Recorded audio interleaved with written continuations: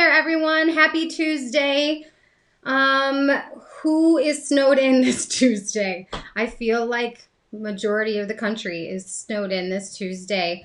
Hang in there, all of you that are not Northerners and used to this like we are. We're pretty much snowed in too, but we're used to this, and we're all thinking about all of you out there in the South and Texas and everywhere that is getting all this snow and not used to it. Yeah, if there's any words of advice that we can provide, lots of warm blankets, and stay safe, snuggle together. This week, I'm really excited. We decided to bring in and start doing some new conversations and interviews with members of our team. As I think most of you know, we love and adore our team and have a great set of reps that we work with. And so we wanted to kick that off. We're going to be doing one of these a month. And we're starting off with our Northern Illinois rep, Jill Cottone. And she's super fun and bubbly and was the perfect person to be our first rep joining us. So I'm going to jump into that in a second. Next week, we have Leanne Moyers, who is the marketing and social media strategist with Melrose International. She's joining me next week, next Tuesday, to talk about all things marketing and social media. She does a great job and keeps us all informed as well. And so, I know it's a topic we talk about a lot, but maybe always, we're looking always to give you guys new ideas and, just throw things out there that somebody just might not have thought of. So catch us next week with Leanne. And with that, I'm going to go ahead and jump in with Jill. Let's bring her on in.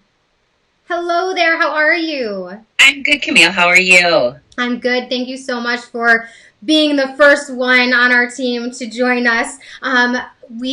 We laugh because Jill is like super bubbly, and she's the one that whenever I throw out my crazy ideas and I'm like, I'm going to ask the team to do this and they're all going to hate me. And Jill's like, I'm in. And I'm like, thank you, Jill. So thank you so much for always being, just so positive and willing to jump at all of our crazy ideas. And it's true. You have such a fun personality, and to dressing up fun and just getting into whatever you're doing. I love it. So tell us a little bit about yourself, a little bit about your history before Sales and how you got into this industry and how we found you and all this stuff. Well, thank you for having me, and thank you for coming up with the crazy ideas, because I think it's what keeps us all motivated and going. And I learned a long time ago that you've just got to accept change, embrace it, try to get involved. Now that my kids are grown, I used to always get so involved with school and all that kind of stuff, but now I'm like, I need to do things for me. So what's that? Or I adopt a small child somewhere to have, something fun to do. Friends will drop their little kids off like, hey, you want to do crafts with Jill today, right? It sounds like are you going to host a camp for my kids this summer? I'm all in. My kids used to call our house, all their friends used to call our house Camp Cottone, because it was always the place to be. So they'd always come here, and my husband would have name, rank, and serial number on everybody and make sure they were allowed to be here, but it was the place to come. So that's awesome. That's awesome. Yes. So we may have to do that in the future. Well, I've been with Sales right around a little over a year now, and I feel very fortunate because everybody is so wonderful. And even though, being an independent rep, you don't know that you'll have those connections, but having the great team at Sales is so awesome. All the other reps, all of the people behind the scenes running things. Camille, you are amazing. You're very inspiring. I don't feel like I'm ever alone, so that's cool. I always feel like I have somebody to talk to. I've done a lot in my career. I spent most of my career, almost 25 years, with Warnaco Intimates, which was Olga Warner's and Calvin Klein. And I started there when I was in college and worked my way through. I did everything from running errands. And then when I finally made a career change, I was their national fitter, which I traveled the country and did bra fittings, basically. And then it was my position to report back to our design team on product, what we needed to do, pick new fabrics. I went to college at the Art Institute and I studied design. My basically textiles and pattern making. So that's kind of my background. And then I decided I needed a career change because the company was changing. And I went to work for Pandora Jewelry, which was a whole different thing. Yeah. And I was with Pandora when, if you showed somebody a Pandora bracelet, no one would have ever known what it was. So I've helped build the brand, which we did a really good job at. I was with them for a long time, and things changed there, and it was time to kind of move on to something else. And I got into giftware sales, and I kind of fell in love. So I've really been doing that for quite a few years now. I did take some time and work at a store behind the counter, which I felt was really important. Always being the rep to come in. It's kind of nice to be on the other side of that counter to see, what our customers are dealing with and how they see things. It was very eye-opening. So I'm really glad I did take some time to do that. But I found in sales, and I absolutely love the portfolio that they have of all the lines, and you're always looking for new things, which is awesome. So it gives me so much to pick from to help my customers. Yes, we do. Nicholas does a great job, and he's joining us next month. He's going to be our team member to be on our show, but he is in charge of always hunting for different lines and reviewing different lines, and that's the goal, is to keep you all excited and to keep you all having new things to bring into your customers. I have to tell you, I didn't know that much of your background, and now I'm like, wow, it all makes so much sense.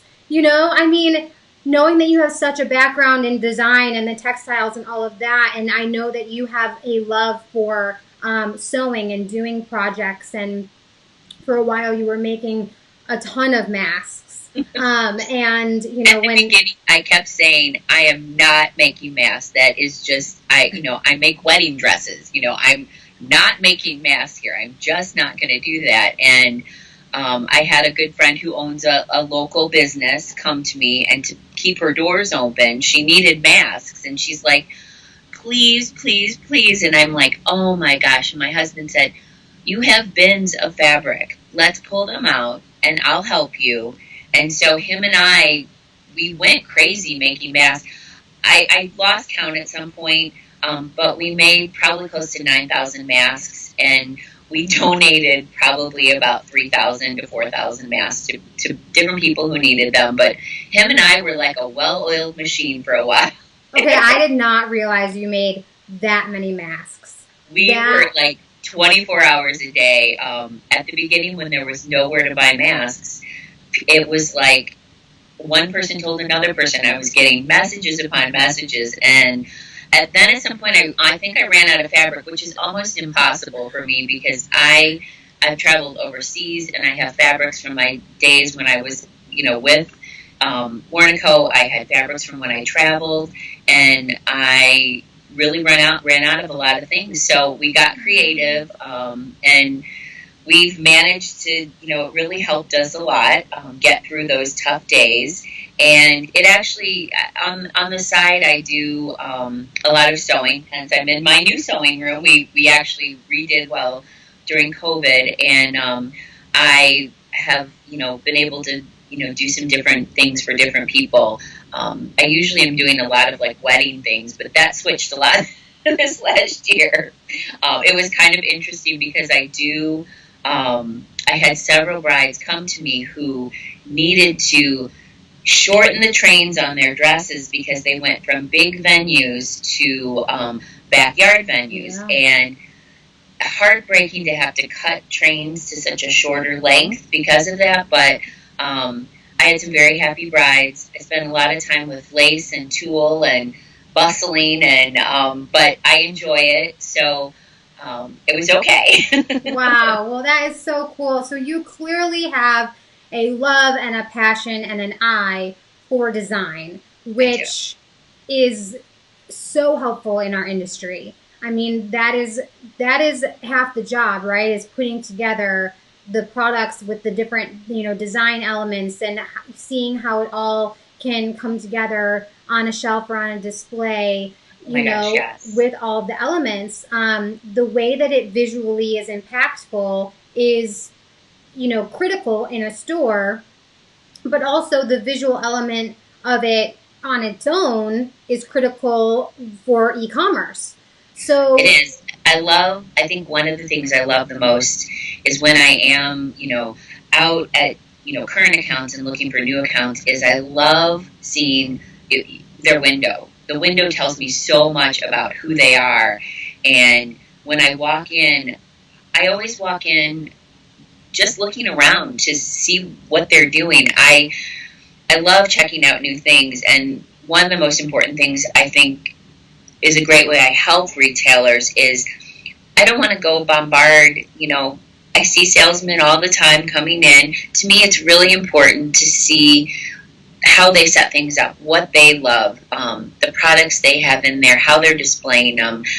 There's so much of a story. I spend so much time on social media following everybody because I absolutely love seeing the images they post on Instagram, the stories. I love that. And it really tells me a lot because then I like to do my homework before I go in. And even if I'm just dropping in somewhere, I may not even introduce myself that first time because I want to kind of, make sure that I'm coming to them with the right products. We have such a diverse, group of lines that I want to find the right things because they don't have a lot of time. I don't want to waste their time. I want to be effective. And for me, that's doing my homework before I go in and checking out their social media, going to their website, checking out their store window, seeing how customers comment on their posts is really fun to me, and it just inspires me. So it kind of, pulls together when I do walk in to present who I am with my catalogs. I have things that I can show them, which to me is really fun, and it makes them feel like I've invested time in seeing who they are because they're running a small business and I'm running a small business. Right. So it's working together, and I just find that really helps build the connection, and listening to who they are is super important. Absolutely. So that leads perfectly into my first real question for you, which is when you are out on the road, not on a day like today, don't go out on the roads. I was there this morning. It wasn't a good thing. Anyway, when you are out and about, what about a business or retail business draws you in, whether you're out and about shopping as a end consumer or as a rep? Do you notice there's anything particular that might grab your eye and draw you in? I think it's all the little things that retailers are doing, from constantly changing their window displays to reflect whatever the season is, or maybe what is going on in particular towns. So many towns nowadays have events going on or themes going on, and all the retailers may be participating. I love seeing everybody's interpretation of doing things and how it coordinates through the town. It's really kind of fun, watching retailers connecting with each other. And it can be even just, a simple, chalkboard sign outside the front of their store with a cute quote on it. That just is like, oh my gosh, wow, that's really cute. And I may have no real reason to stop in a store because I may not think there's anything in there, but it could be that sign, or it could be that, some sort of display in the window that just gets me to go, I need to go in and check this out. Like, what am I missing here?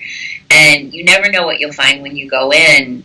because as you start working your way through the store, if they're that creative in their window, you know the rest of the store is going to be so fun and cool. And that really just inspires me.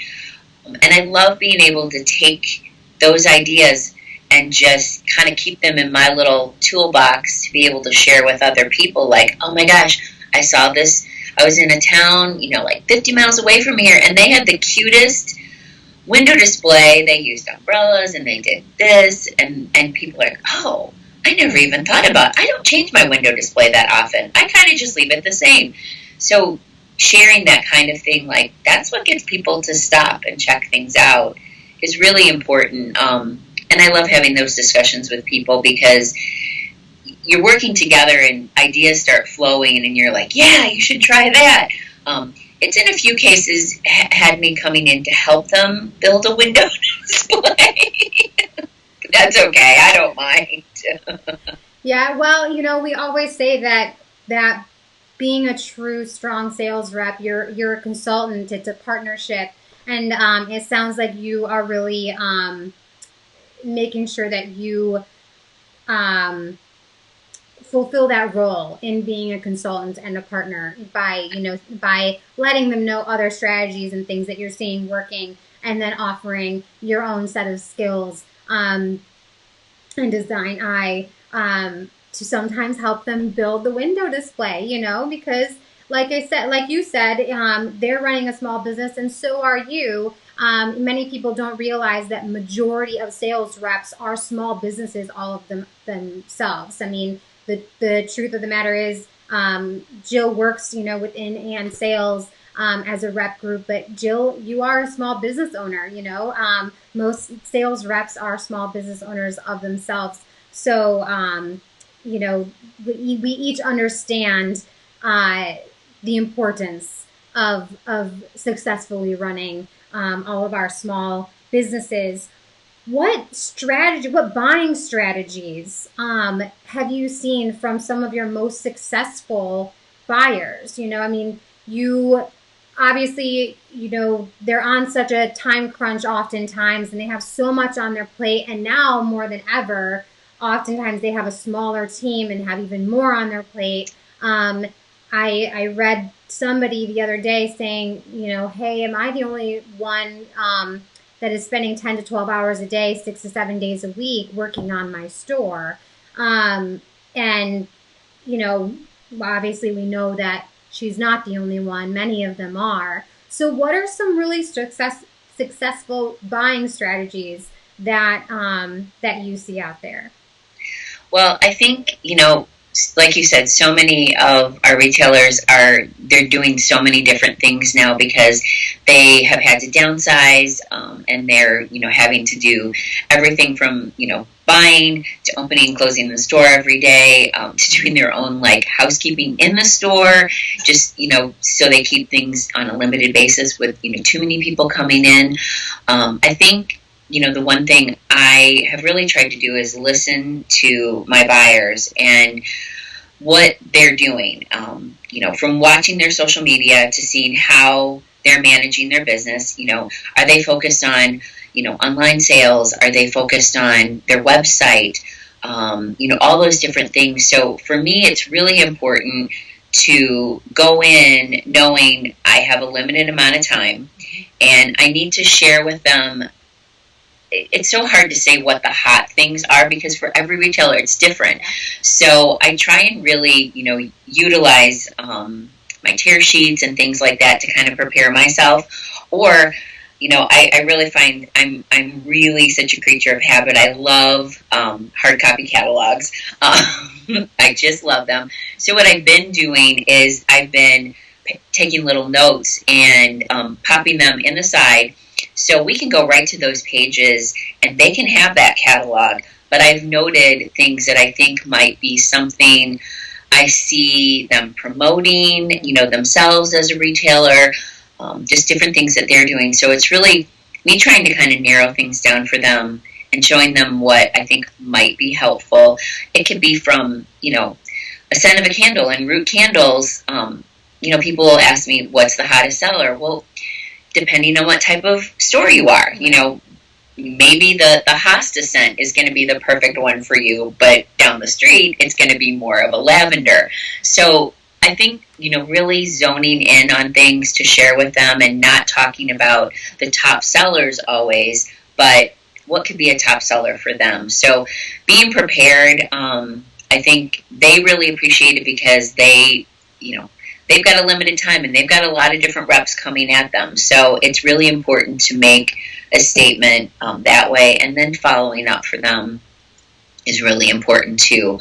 They appreciate just taking care of that, and trying not to bombard them with emails and things. I know it's always that fine line between wanting to make sure that we give them everything that they need and want, and also making sure we're not taking up extra time of their precious and valuable time. Yeah. So it is always juggling that fine line, but also letting them know, hey, we're here. We're here for you. And whatever you need, let us know. So you clearly bring and offer so many valuable things, but if there is one thing most valuable that you offer a retailer in your role, what do you think your most valuable thing that you offer is? I think that I try and listen, because again, I could come in and just spew all kinds of information, but I really need to hear from them about what they're looking for, and me being able to quickly whip through my iPad and go, I've got that. I have exactly that. I have a great store that loves Parisian type items and things, and I know she's always looking for new things to bring in from there. So it's like anytime I see something, I start like saving those items to show her. So it's really listening to what they're doing, making sure I know when they have events coming up, all those types of things, what they're preparing for next. So I think listening is a really important thing that I can do to help them.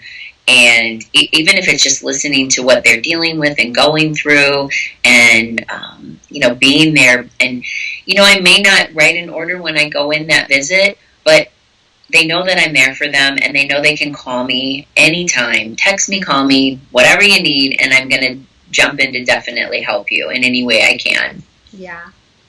What do you have any suggestions, especially now with so many, there's still a lot of restrictions on brick and mortar stores, but there's also all types of new retailers popping up. Do you have any suggestions for retailers on how they could attract new business? I just started working with a new customer last week, and I watched her Facebook Live that she does. It's kind of like an auction-y type thing that she's doing. I had so much fun watching her, and they are so successful with it. I think that really just watching to see what other retailers are doing and picking up some of those ideas, but these Facebook Live sales, events, auction things, they're awesome. And, doing it, I loved this particular customer. She did it. She really narrowed things, and she had certain items that they were doing. They knew what they were doing. They had a great setup with it. I was so impressed with it. It just blew my mind. I called her afterwards, and I'm like, oh my gosh, you just nailed it. And they have just a great sync of doing things. So it's definitely watching, retailers and how they're doing things, and, that type of thing is super important. So, keeping relevant is really important. Yeah, you're right. It is. They are fun to watch. I sometimes get sucked into them, and and like, whoa, I've watched way more of this than I thought I would, because they can be very entertaining. Yes. What's your favorite thing about your job? Gosh, I definitely think it's like getting to meet new people all the time. I love to talk to people. I love making new connections. I really enjoy that. I think that's probably my favorite thing. I love the experience of going into so many great places. I feel very lucky to have created relationships in so many different, accounts. I have so much fun when I go in. I feel like sometimes I'm not working because I'm having fun. That's a good thing. You're supposed to love your job and not feel get like in there and you're like, oh my gosh, I can't wait to check this out. You see the new items that they've got. I mean, it just can be so many fun things. And, over the years, I've made some really good friends, in the business. And that's led me to meeting other new friends. Yeah. And I love it. And I really consider all of the retailers out there very, very important to me. They're amazing what they do. They're amazing what they've done in the last year. Yeah. Mind-boggling. Yes, I agree. It is amazing. So what suggestions would you give to anybody that is either new or is considering becoming a sales rep? So I think for me, becoming an independent rep was a very new experience. I'd always worked directly for a company, so I always had sort of like, I guess, kind of some cushion and padding. But then again, I didn't have the ability to do some of the other things in my life that I wanted to. And I love working independently. It takes time. No matter what, it takes time. And even with all the relationships I have made over the years out there, it still takes time to build a rapport, build your business, find out what products you have that work for people.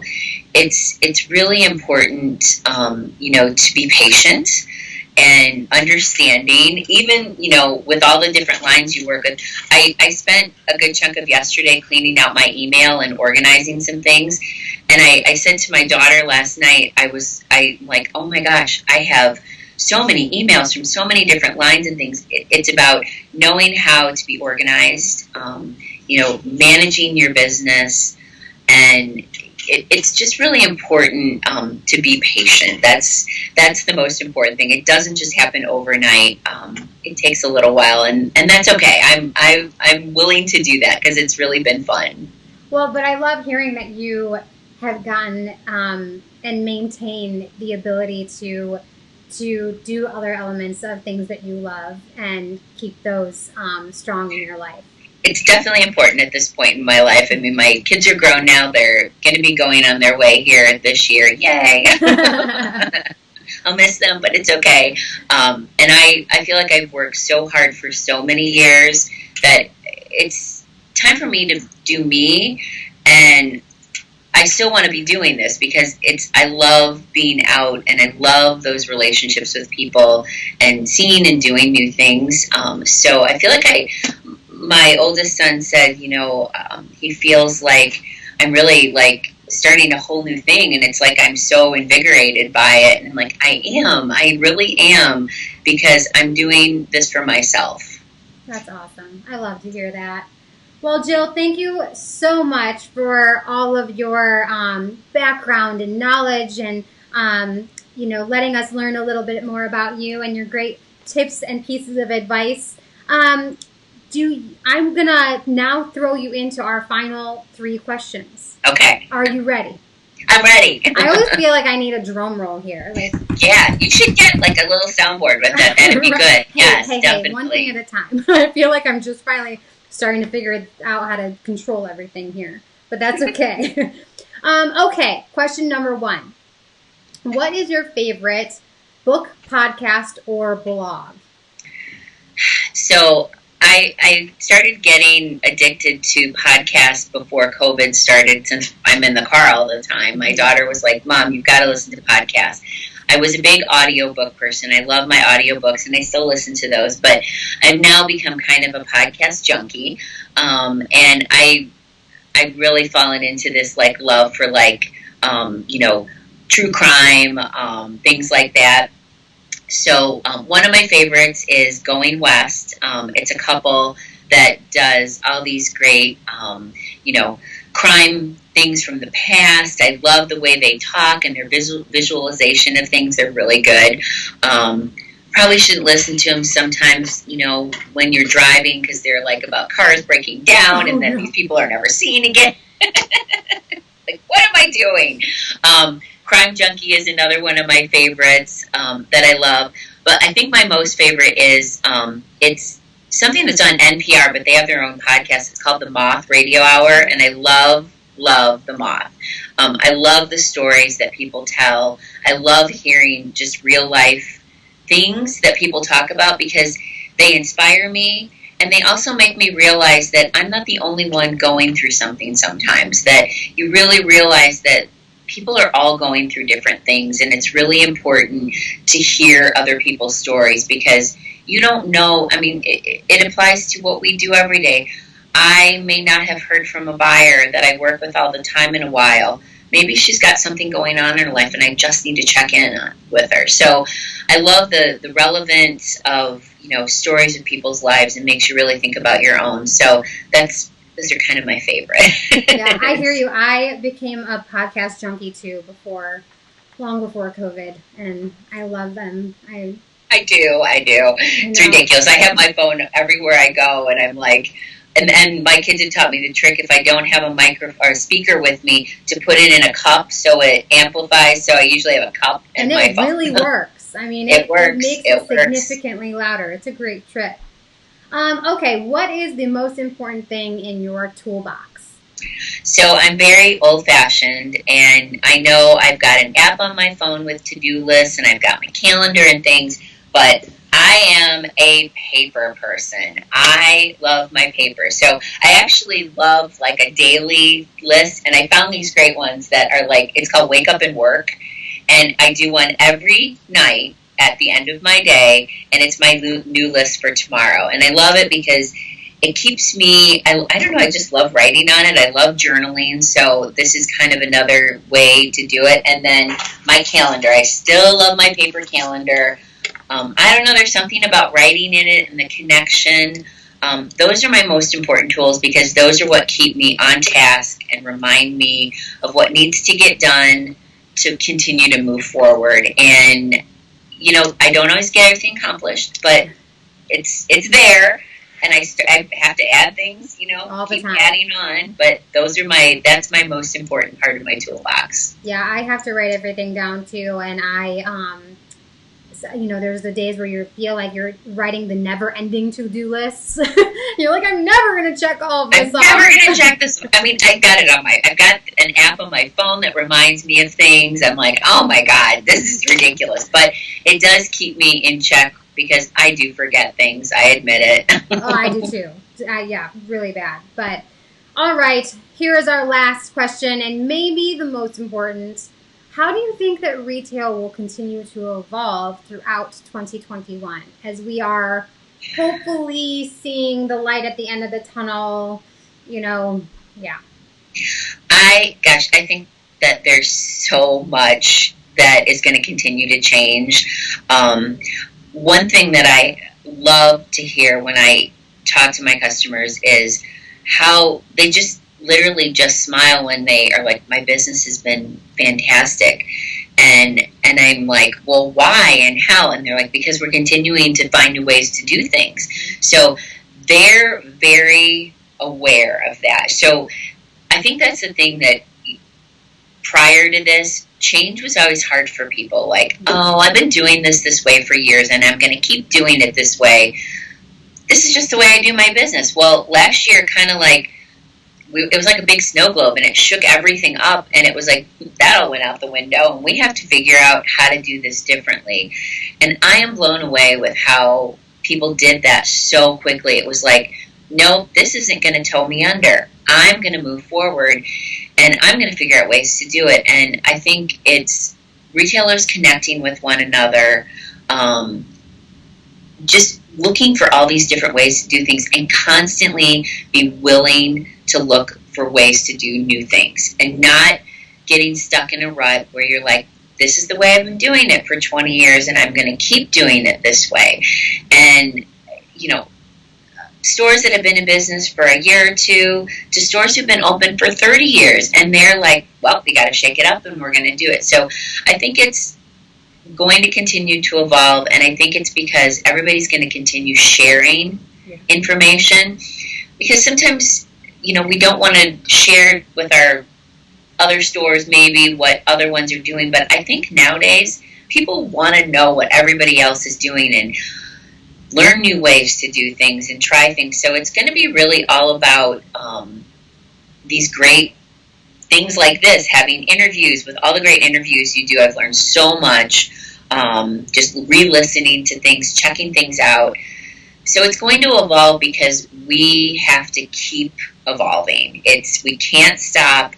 We were, reset button. We're doing things new. We got to keep going, and we cannot look back, or we're gonna get. It's like the snow. When you're trying to pull out your driveway, and you know that if you stop in the middle, my son always says, "Just keep going, Mom. You can't stop." It's that you've got to just keep putting on the gas, and you got to keep pulling out so you don't get stuck. Yeah. And think that you don't have to keep changing. So I got stuck this retailers are impressive. They have blown my minds with the awesome things that they're doing, and I hope that I can find ways to help, and whatever it is, I want to be along for the ride. Yeah. Well, and I mean, you're right. The retailers are constantly, this did shake them out of their comfort zone, and they're constantly evolving. And admittedly, we are too. I think the entire industry of gift and home decor reps and everything, this also shook us up enough that we are looking for new ways to work with all of our customers, which are the retailers too, and the vendors are too. I mean, the vendors definitely are looking for ways, really listening to what we're telling them that our customers are looking for and finding those products. I mean, obviously, masks and things, they all jumped in, and it was like, okay, we're all going to come, and everybody needs something a little bit different. So thankfully, everybody's reacting quickly, trying to meet the needs out there, and I just hope this is another great year for everybody, and we'll continue into it's not going to be the same, and that's okay. It's going to be a whole new version of the world, and I just hope that people all come together and continue to, support one another. I love seeing the support of local businesses supporting other local businesses, and just working together to make sure our little towns and things continue to thrive. It's a good feeling. It definitely is. Yeah. So I totally appreciate all the things that Ann Sales does, and I just love all my customers so much. They're just so much fun. And it's true, whatever you do when you're driving or trying to get out of the driveway in the snow, don't stop. I got stuck this morning. I got stuck this morning. I haven't gotten stuck in the snow in years, guys. I grew up driving in a little stick shift rear wheel drive car. I mean, on gravel road. I consider myself a pretty decent snow driver, but this morning, sure enough, I got stuck in my own driveway trying to get out. We can't get stuck. We have to keep moving forward with everything that we do, and I think we'll have 2021 will be a good year. There's definitely going to be a history class in high school in the future on just 2020. And that's right. Just keep moving forward. So. Thank you so much, Jill. I really appreciate your time and sharing everything, all your cool background and knowledge with us. And I look forward to seeing you in 2021 sometime. I definitely do too. I miss getting our sales team together. I love we have weekly Zoom calls, which are just awesome. I love hearing everybody's ideas, and we share all kinds of things together, and it's great. But I look forward to seeing real humans interaction. It'll happen. So thank you so much. I hope you have a great rest of your week and you stay warm. Yes, definitely. Bye. Thank you everyone so much for joining us. I love Jill. She's so much fun and so full of energy. Keep on following along to learn more from the rest of our team, and join us next week. Again, we have Leanne Moyer, who is the social media and marketing strategist for Melrose International. If you are on any of their things on social media and whatnot, you've probably seen her do a lot of videos. She's very talented and has a great knowledge base for it. So join us next week for that. And with that, I hope you all stay warm and stay home if you can. All right. Have a great day, guys. Bye.